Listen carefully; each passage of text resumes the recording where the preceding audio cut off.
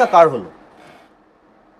৩২ নম্বরটা গুড়িয়ে দেওয়াতে পলিটিক্যাল বেনিফিটটা কার হলো? যে রাগে ক্ষোভে বা যারা ৩২ নম্বরকে ফ্যাসিজমের কথা বলে।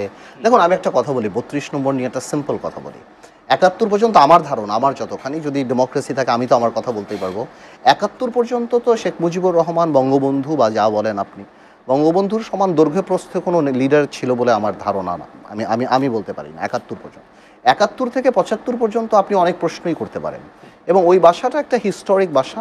ওখানে ৬ দফা থেকে আরম্ভ করে অনেক গুরুত্বপূর্ণ অনেক কিছু হয়েছে। আবার ওই বাসা থেকেও বাকশালও হয়েছে, আবার সব কিছু হয়েছে।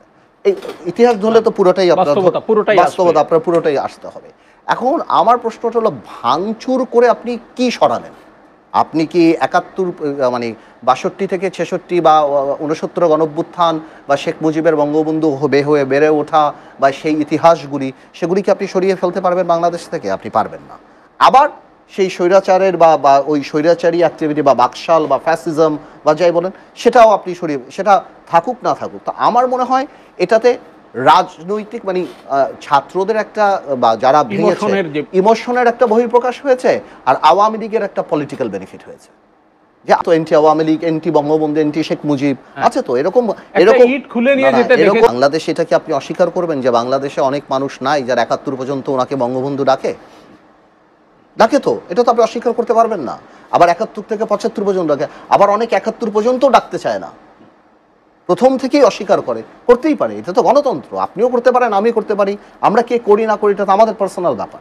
বাট আমার কথাটা হলো, যেই লোকগুলি শেখ মুজিবুর রহমানের কোনো কন্ট্রিবিউশনকে মানতে চায় না, তারা হয়তো যে ইট খুলে নিয়ে আসছে। যারা আবার মনে করে যে এই বাড়িটা ভাঙা উচিত হয় না, যে আমার করাপশনের জন্য, আমার দুর্নীতির জন্য, আমার গণতন্ত্র হত্যার জন্য এখন আপনি আমার বাবার কবর ভেঙে ফেলবেন ভোলাতে যেয়ে, আবার অনেকে ভেবে চিন্তা করে। আপনি আমার কথাটা বুঝতে পারছেন জিনিসটা? তো এক একজনের এক একটা ধৈর্য। এবার আমি যদি আপনি মনে করি, যখন আপনি পুড়তে দেখেন, ভাঙতে দেখেন, এই করে দেখেন ভাই, আমি রাজনীতি করি, আমি রাজনীতির কথা বলি।